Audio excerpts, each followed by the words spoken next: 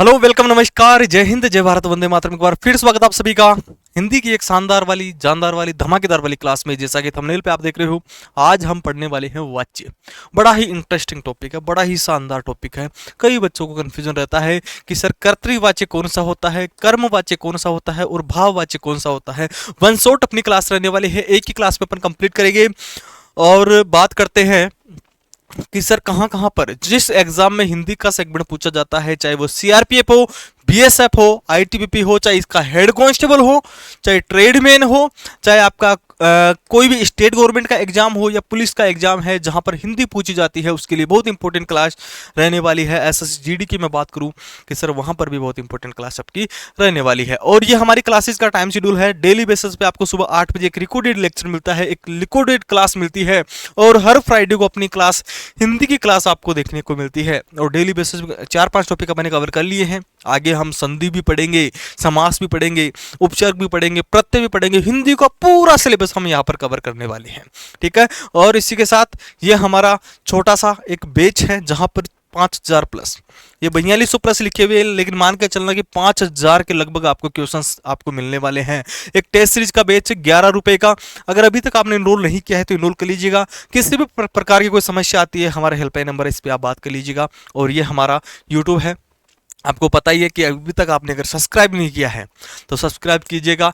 और वीडियो अच्छी लगती है तो कमेंट भी किया करो, लाइक भी किया करो। और अब हम चलते हैं क्लास की ओर, ठीक है। वैसे हम बोलते नहीं है लाइक कमेंट करने के लिए, लेकिन एक अगर कमेंट आप करोगे तो थोड़ा सा मोटिवेशन हमें मिलता है। और वो मोटिवेशन है, वही कुछ नया करने का वो हौसला देता है कि भाई कुछ और नया करना है, कुछ और नया देना है आपको, ठीक है। तो चलिए हम पढ़ने वाले हैं वाच्य। नाम तो सुना ही होगा कि सर वाच्य, पहले भी हमने नाम सुना है हैं कि सर कर्तृवाच्य क्या होता है, कर्मवाच्य क्या होता है, भाववाच्य क्या होता है। लेकिन उससे पहले, सबसे पहले तो आपको यह पता होना चाहिए कि सर गुरुजी वाक्य को क्या बोलते हैं कि सर वाक्य को क्या बोलते हैं मेरे भाई। वाच्य को क्या बोलते हैं। वाक्य तो सारे बच्चे जानते हैं। वाच्य को क्या बोलते हैं कि सर वाच्य को हम ये भी तो बोल सकते हैं ना कि कोई वक्ता है, बोलने वाला है, उसकी वाणी को भी वाच्य बोलते हैं, ठीक है। तो हम ये भी बोल सकते हैं कि वक्ता की वाणी, वक्ता की जो वाणी होती है वो भी वाच्य है आपका। सर कैसे काम करेगा ये भी हम आगे पढ़ेंगे कि सर कैसे कैसे काम करता है, ठीक है। अगर कोई वक्ता है, बोलने वाले को वक्ता बोलते हैं ना, और सुनने वाले को श्रोता बोलते हैं। तो वक्ता का कथन है वह भी सर वाच्य है। लेकिन वाच्य से प्रश्न कैसे बनेगा, डेफिनेशन, परिभाषा कभी नहीं पूछता है। कोई भी संज्ञा की परिभाषा नहीं पूछेगा, सर्वनाम की परिभाषा नहीं पूछेगा, क्रिया की परिभाषा नहीं पूछेगा। सीधा पूछेगा कि दिए गए वाक्य में कौन सी क्रिया है, क्रिया का कौन सा भाग है, ठीक है। ये आपको पूछेगा। सबसे पहले तो आपको ये पता होना चाहिए कि वाच्य है, कि सर वाच्य काम कहाँ पर आएगा। देखो वाच्य में सीधी बात यह है कि देखो जो क्रिया होती है ना, क्रिया, कि क्रिया क्या होता है कि सर कार्य करने वाले को है, कार्य का करना या होना, वह क्रिया है। अब क्रिया किसके आधार पे चल रही है। क्रिया सर कर्ता के आधार पे चल रही है, क्रिया सर कर्म के आधार पे चल रही है, या क्रिया इन दोनों को छोड़कर कि सर भाव के आधार पर चल रही है। किसके आधार पर क्रिया चल रही है, वही आपका वाच्य है।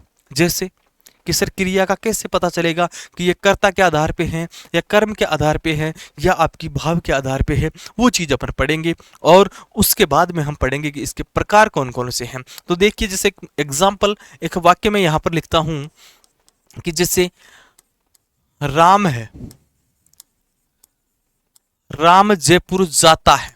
एक वाक्य मैंने यहाँ पर लिखा है। आप कहोगे कि गुरुजी वाक्य तो शुद्ध है, कोई दिक्कत नहीं है। वाक्य में कोई दिक्कत नहीं है कि राम है, जयपुर जाता है, ठीक है। ये तो आपको पता है। अगर इस वाक्य को मैं ऐसे लिख दूं कि राम जयपुर जाती है, तो आपके दिमाग में क्या आएगा कि सर अब की बार आपने गलत कर दिया, क्योंकि राम जो है ना, राम एक क्या है, पुल्लिंग शब्द है, पुरुष है।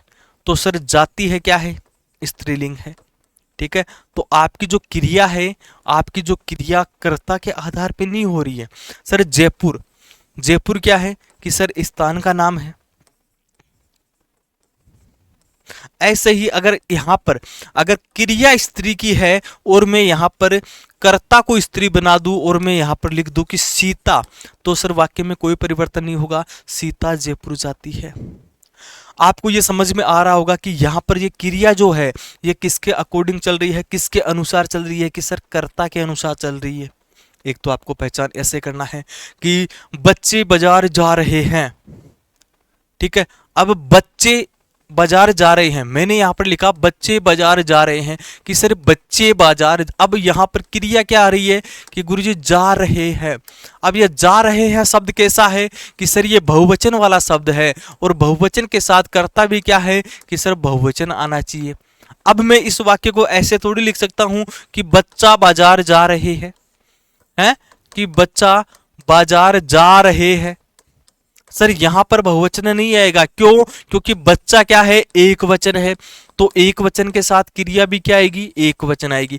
क्रिया या तो आपके कर्ता के अनुसार चलेगी, क्रिया या आपके कर्म के अनुसार चलेगी, क्रिया या फिर कर्ता के अनुसार भी नहीं चलेगी, कर्म के अनुसार भी नहीं चलेगी, तो किसके अनुसार चलेगी कि सर भाव के अनुसार चलेगी।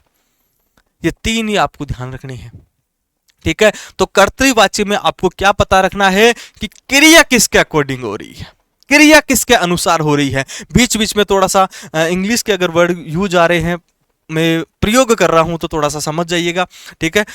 साहित्य का आदमी नहीं हूं, है ना, साहित्य का आदमी नहीं हूं, तो आप थोड़ा सा मैनेज करके चलना। तो चलिए हम बात करते हैं वाच्य के प्रकार। आपको बस इतना ही ध्यान रखना है कि यहां पर सर दिया गया वाक्य है, इसमें क्रिया किसके अनुसार हो रही है, बस वही आपको ध्यान रखना है कि वाच्य के प्रकार। अगर हम बात करें कि वाच्य के प्रकार, तो पहली बात, पहला तो क्या आता है कि सर कर्तृवाच्य आता है। कई जगह आपने देखा होगा, कई जगह आपने सुना होगा कि सर पहला वाच्य क्या होगा कि सर कर्तृवाच्य होगा।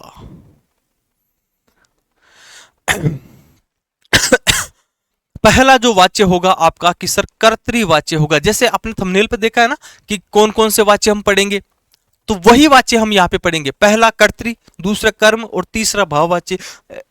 थंबनेल मास्टर ने तीनों यहाँ पर लिख दिए। कुछ डाउट तो आपका थंबनेल को देखते ही क्लियर हो जाएगा कि ये अपने को 3 टॉपिक पढ़ने हैं, ठीक है। तो चलिए कि सर पहला तो क्या है, कर्तृवाच्य है। दूसरे की हम बात करें कि सर दूसरा क्या है, कर्मवाच्य है। और तीसरा क्या है कि सर भाववाच्य है। कोई बच्चा ऐसा तो नहीं है कि उसको यही नहीं पता कि सर कर्ता क्या होता है, कर्म क्या होता है, हैं?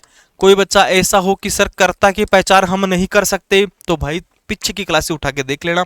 कर्मवाच्य में कर्म प्रधान होता है और भाववाच्य में भाव देखने को मिलेगा।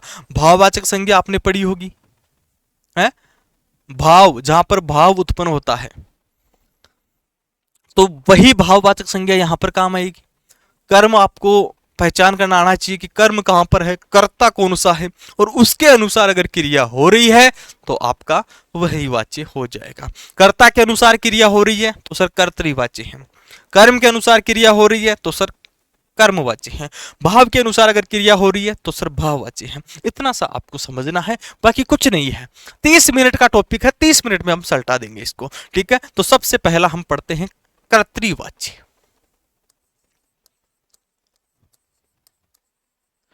एग्जामिनर कभी कभार क्या पूछता है कि कर्तृवाच्य को कर्मवाच्य में बदलना है, तो वो बदलना भी आपको अभी सिखाया जाएगा, ठीक है। यहां पर क्या होगा, कर्तृवाच्य में जो क्रिया है,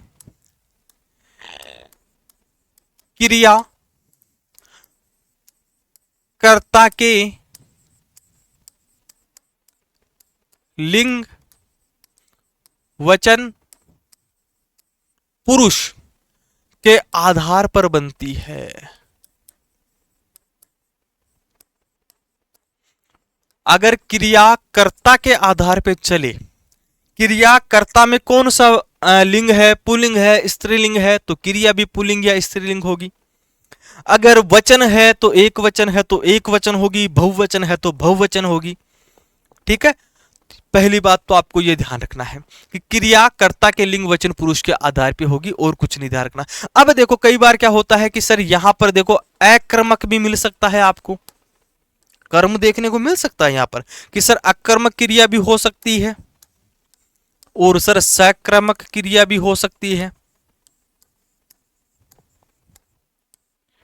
दोनों आपको क्रियाएं देखने को मिल सकती है। कर्ता के साथ आपको ने विभक्ति देखने को मिल सकती है, कर्ता के साथ आपको को विभक्ति देखने को मिल सकती है। ये भी आपको ध्यान रखना है कि राम ने खाना खाया, सीता ने खाना खाया। अच्छा सर यहाँ पर तो कोई बदलाव ही नहीं हो रहा है, ये भी हम आगे देखेंगे। ठीक है, ये भी हम आगे देखेंगे कि सर ये ने विभक्ति और को विभक्ति का क्या सीन है, ये भी हम आगे पढ़ने वाले हैं। ठीक है, एक एग्जाम्पल कि जैसे आपको क्या देखना है, पहली बात अगर वाक्य दे दे कि लड़का बाजार जा रहा है, वाक्य को देखते ही आपके दिमाग में आ जाना चाहिए कि सर क्रिया कर्ता के अनुसार हो रही है। ठीक है, अगर मैं इस वाक्य को थोड़ा सा मॉडिफाई कर दूं, थोड़ा सा बदलाव कर दूं कि सर लड़की कर दूं, और लड़की क्या हो जाएगा कि सर लड़की बाजार जा रही है।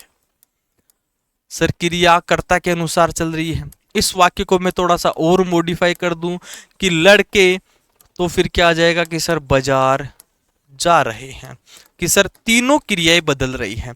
वाक्य नंबर 1, 2 और 3 कि सर तीनों में क्रिया बदल रही है, मतलब क्रिया कर्ता अगर बदल रहा है तो क्रिया भी बदल रही है, क्रिया कर्ता के अनुसार चल रही है। सीधी सीधी बात है कि सर ये क्या है, कि सर ये कर्तृवाची है। ठीक है, जैसे मैं यहां लिखूं कि राम खाना खाकर सो गया, अब इसी वाक्य को मैं थोड़ा सा ऐसा लिख दूं कि सीता, कि राम की जगह मैंने सीता किया है और कुछ नहीं किया, कि सीता, अब यहां पर लिखूंगा कि खाना खाकर सो गई, क्योंकि सीता स्त्रीलिंग है और स्त्रीलिंग के साथ क्रिया भी स्त्रीलिंग आएगी। कि सर जहां पर जिस वाक्य में अगर क्रिया कर्ता के अनुसार चल रही है वो वाक्य क्या हो जाएगा कि सर ये सारे के सारे क्या है, कर्तृवाची।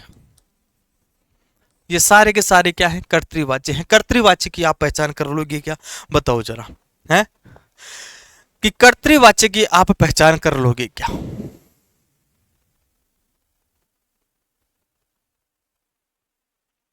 चलो आगे हम पढ़ते हैं कि सर यहां तक आपका क्लियर है।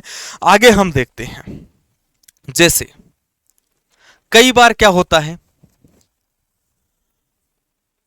कई बार ने विभक्ति आपको देखने को मिल जाए कि सर ने विभक्ति। अब ने विभक्ति में क्या है कि जैसे हम क्या करेंगे,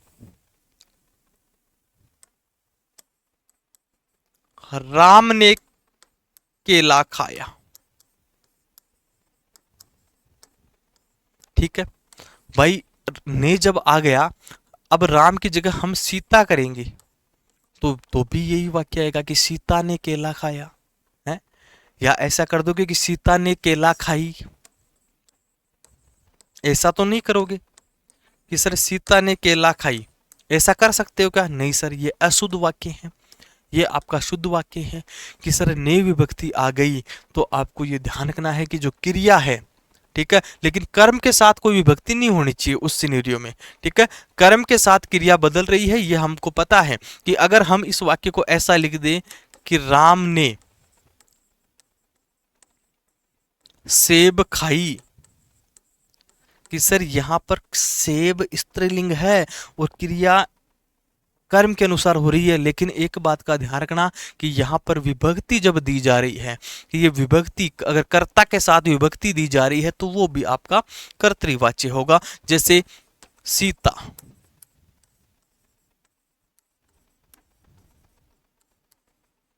सीता ने सेब खाई, कि सर यहां पर भी विभक्ति दी जा रही है। समझ गए कि सर ये हमें ध्यान रखना है कि सर ये नई विभक्ति आ जाए तो भी आपको क्या करना है कि सर कर्तृवाच्य करना है। ठीक है, इसमें क्या होता है, क्रिया कर्ता के अनुसार होती है, कि जो क्रिया है कर्ता के अनुसार चलेगी। अब सर हमने कारक पढ़े थे कि कर्ता ने कर्म को, कि सर यहां पर कर्म के साथ कोई विभक्ति नहीं है, कर्ता कारक है ये, तो कर्तृवाच्य है कि ने विभक्ति कर्ता के लिए प्रयोग की जा रही है। यहां पर सीधा सीधा बात है, ऐसे आपको ध्यान रखना है। आगे हम पढ़ेंगे कर्मवाच्य कि सर कर्मवाच्य में क्या सीन है। अब कर्मवाच्य में देखो क्रिया कर्ता के नहीं, क्रिया कर्म के लिंग वचन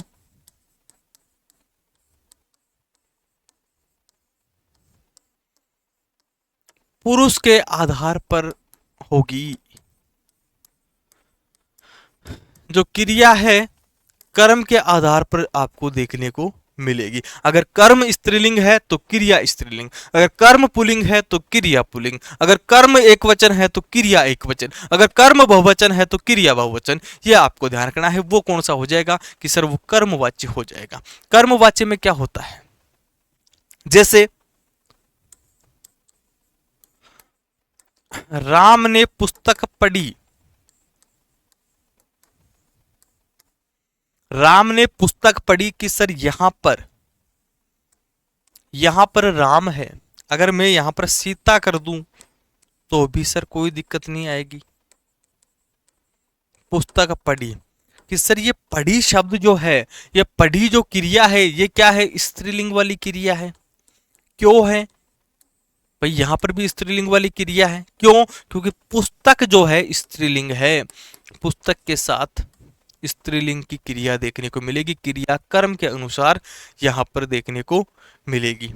ठीक है, यहां पर चाहे आपको ध्यान रखना, ठीक है, चाहे आपको क्या मिल जाए। अच्छा, बच्चों को यह भी डाउट आएगा कि सर ने आपको देखने को मिल गया है, तो यहां पर यह चीज का ध्यान रखना कि कर्मवाच्य में यह नहीं मिलेगा। कर्मवाच्य में ये नहीं मिलेगा, थोड़ा सा ध्यान रखना कि ने मिलते ही तो कर्तृवाच्य हो जाएगा। यहां पर कोई ना कोई माध्यम के द्वारा या कोई माध्यम देखने को मिलेगा। अच्छा, ने विभक्ति आते ही तो कर्तृवाच्य हो जाएगा कि जैसे राम के द्वारा पुस्तक पढ़ी गई, सीता के द्वारा पुस्तक पढ़ी गई। सर यहां पर के द्वारा आपको देखने को मिल जाए, से मिल जाए कि किसी माध्यम से अगर कोई काम हो रहा है, पुस्तक के अकॉर्डिंग आपकी यहां पर क्रिया देखने को मिलेगी। अगर की क्रिया स्त्रीलिंग है तो कर्म भी स्त्रीलिंग होगा, क्रिया पुल्लिंग है तो कर्म भी पुल्लिंग होगा। ठीक है, ऐसे ही आपको ध्यान रखना है कि जैसे लड़कियां बाजार जा रही है कि सर लड़कियां क्या है, स्त्रीलिंग है, तो स्त्रीलिंग के अनुसार क्रिया हो रही है। ठीक है, अगर मैं इस वाक्य को ऐसे लिख दूं, है इस वाक्य को मैं ऐसे लिख दूं कि राम पुस्तक पढ़ रहा है, तो आप क्या करोगे कि सर पुस्तक तो यहां पर भी आ रही है कि राम पुस्तक पढ़ रहा है, कि सर यहां पर जो क्रिया है कर्ता के अनुसार हो रही है, इसलिए यह वाक्य तो कौन सा है कि सर कर्तृवाच्य है। अब इसी वाक्य को अगर मैं थोड़ा सा बदलूं और यहां पर लिख दूं कि राम के द्वारा पुस्तक पढ़ी गई,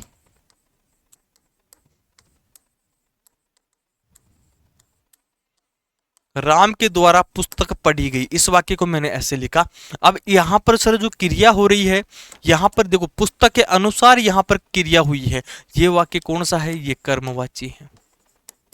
समझना थोड़ा सा, है ना, कि सर कर्तृवाच्य में कर्ता के अनुसार क्रिया, कर्मवाच्य में कर्म के अनुसार क्रिया। ठीक है, जैसे मैं यहां पर लिख दूं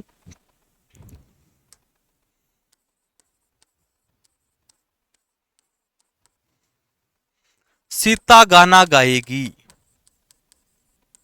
एक वाक्य मैंने यहां पर लिखा है कि सर सीता गाना गाएगी, गाएगी मतलब सीता के अनुसार क्रिया हो रही है, इसलिए यह वाक्य तो कौन सा है कि सर कर्तृवाच्य है।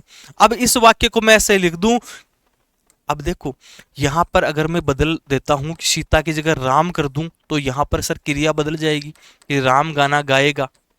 ठीक है, क्रिया बदल जाएगी तो ये कर्तृवाच्य है। लेकिन इसी वाक्य को मैं ऐसे लिख दूं कि सीता के द्वारा गाना गाया जाएगा,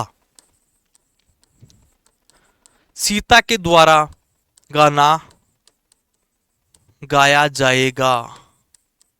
अब सर गाना पुल्लिंग शब्द है तो पुल्लिंग के अनुसार क्रिया हो रही है, सीता के अनुसार नहीं चल रही है। अब मैं यहां पर सीता की जगह अगर राम लिख दूं कि राम के द्वारा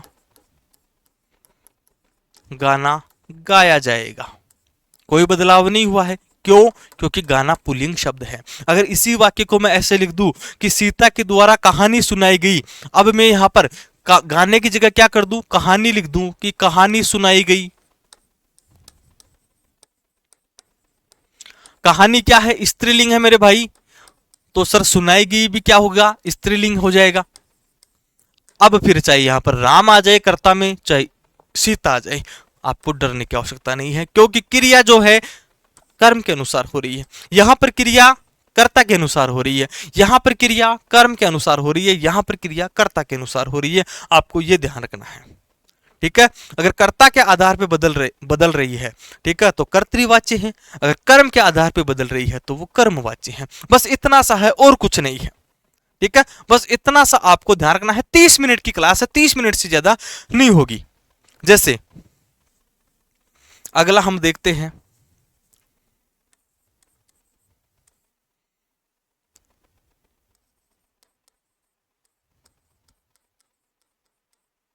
अब ये मैंने यहां पर लिख दिया कि राम चाय लाएगा, ठीक है।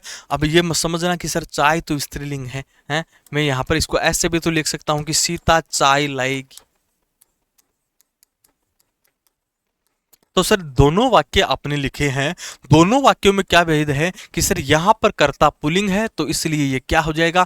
कर्तृवाच्य हो जाएगा, क्योंकि कर्ता पुल्लिंग है तो क्रिया भी पुल्लिंग है। यहां पर कर्ता स्त्रीलिंग है तो क्रिया भी स्त्रीलिंग है, ये भी क्या हो जाएगा? कर्तृवाच्य हो जाएगा,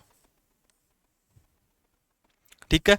लेकिन हम इस वाक्य को अगर ऐसे लिख दे कि सर राम के द्वारा चाय लाई गई, ठीक है, कि राम के द्वारा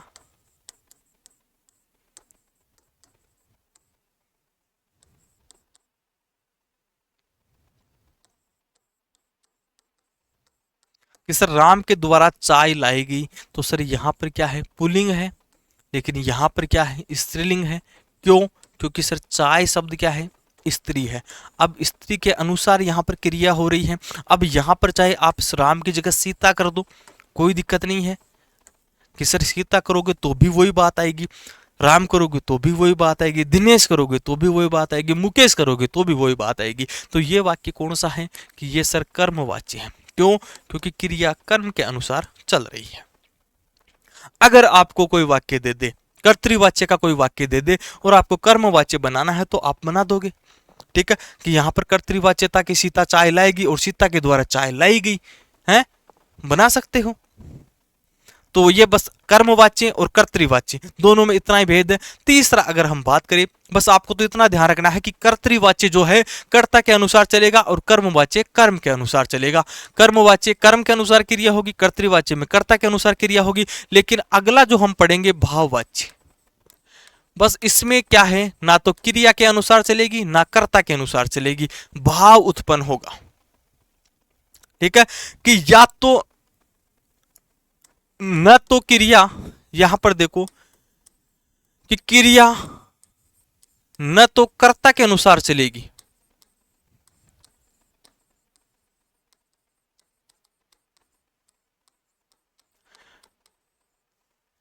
न कर्म के अनुसार होगी, न ही कोई माध्यम होगा। भाई कर्मवाच्य में तो के द्वारा या से आपको देखने को मिलेगा, लेकिन यहां पर तो कोई माध्यम भी देखने को नहीं मिलेगा, ठीक है। यहां पर एक बात का ध्यान रखना है कि यहां पर जो क्रिया है हमेशा अकर्मक होगी।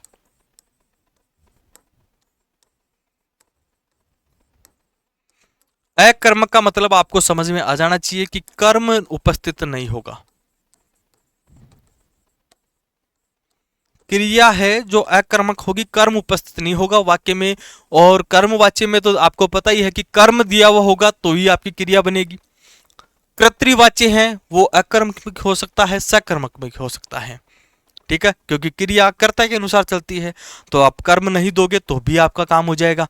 लेकिन कर्मवाच्य में तो कर्म होना चाहिए, और भाववाच्य ऐसा है कि इसमें कर्म ही नहीं आएगा, क्रिया अकर्मक होगी।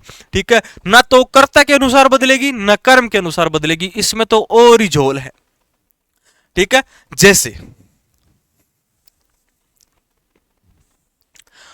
जैसे वाक्य अपन लिखते हैं, भाववाच्य में भाव उत्पन्न होगा।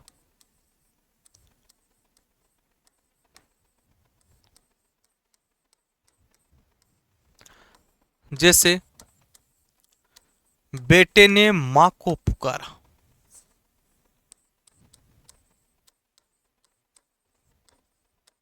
अब पुकारा कि सर पुकारता है तो भाव नहीं है। ठीक है, पुकारा आ गया कि सर ये एक तो भाववाचक शब्द है कि सर पुकारा क्रिया हो रही है। ठीक है, ये क्रिया हो रही है, भाव उत्पन्न हो रहे हैं कि बेटे ने माँ को पुकारा कि सर यहाँ पर भाववाच्य है। ठीक है, पिता ने माँ को पुकारा कि सर वो भी भाववाच्य है। पति ने पत्नी को पुकारा कि सर वो भी भाववाच्य है। ठीक है, ऐसे आप बोल सकते हो कि बच्चे ने माँ को पुकारा।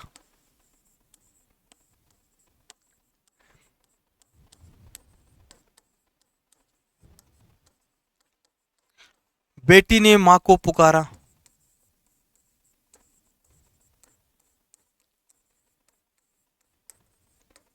कि सर यहां पर तीनों वाक्यों में क्या निकल के आ रहा है कि भाव निकल के आ रहा है, इसलिए ये भाववाच्य हैं। अगर मैं बच्चे बेटे बेटी की जगह मैं बोल दूं कि रोहन ने मां को पुकारा, सर कोई बदलाव नहीं है। ठीक है, कोई बदलाव नहीं है, सीधी सीधी बात है कि भाववाच्य वाला वाक्य है। ऐसे आप आगे अगर लिखो कि जैसे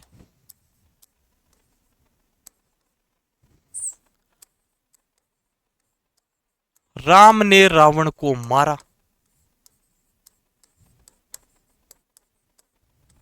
राम ने रावण को मारा, किसको मारा? रावण को मार दिया भाई साहब। कि सर राम ने रावण को मारा, कृष्ण ने कंस को मारा।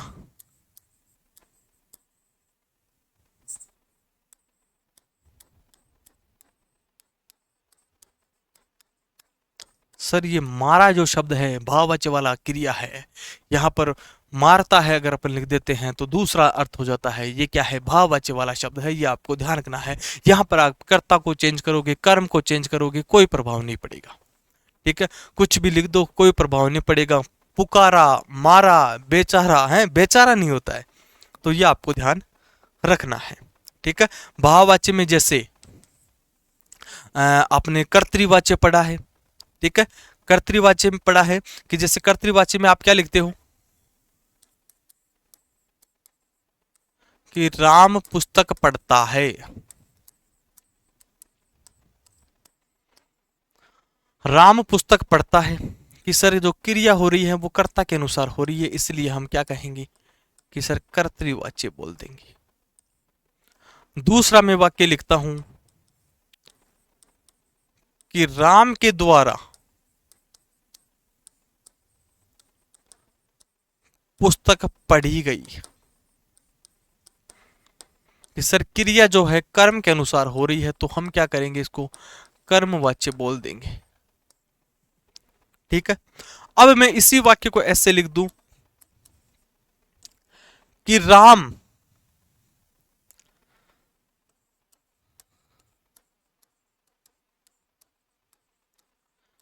से पढ़ा नहीं जाता, तो आप क्या कहोगे कि राम से पढ़ा नहीं जाता या राम से पढ़ा जाता है, ऐसा भी तो कर सकते हैं, कि राम से पढ़ा जाता है या राम के द्वारा पढ़ा जाता है। कि सर से की जगह आप ऐसे मत करो, इसको ऐसे लिख दो कि राम के द्वारा पढ़ा जाता है।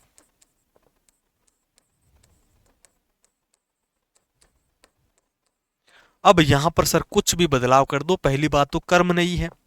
ठीक है, कि सर कर्म नहीं है, पढ़ा जाता है क्रिया है, राम करता है, तो सर सीधी बात है कि ये भाववाच्य। कर लोगे क्या बताओ?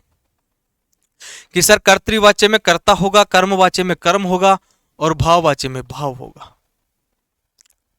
अब हम लिख सकते हैं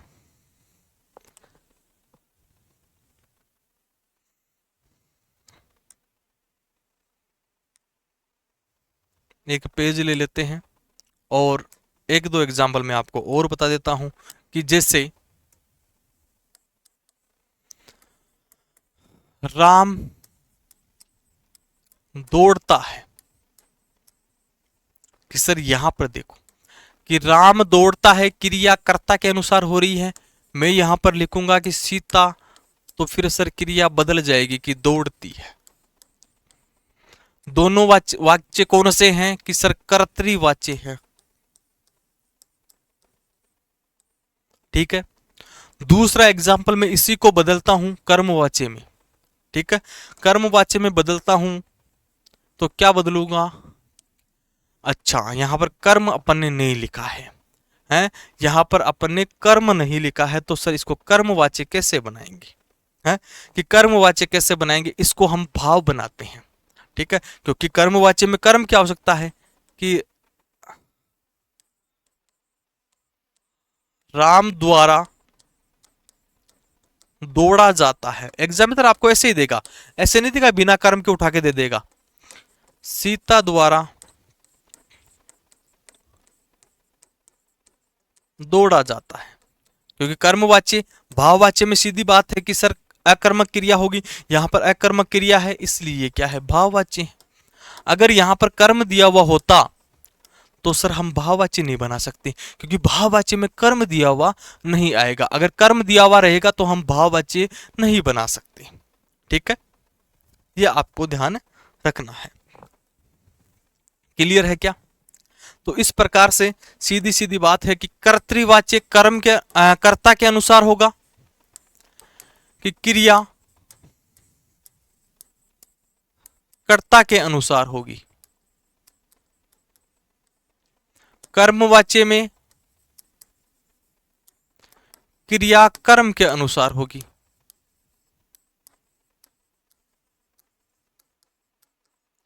और भाववाच्य में क्या होगा कि न तो कर्ता और न ही क्रिया न ही कर्म, दोनों के आधार पे नहीं होगी, क्रिया से भाव उत्पन्न होगा। क्रिया से भाव उत्पन्न होगा, वही आपकी भाववाच्य आपका हो जाएगा। क्लियर है? यहां पर देखो कर्तृवाच्य में अकर्मक हो सकती है, सकर्मक हो सकती है।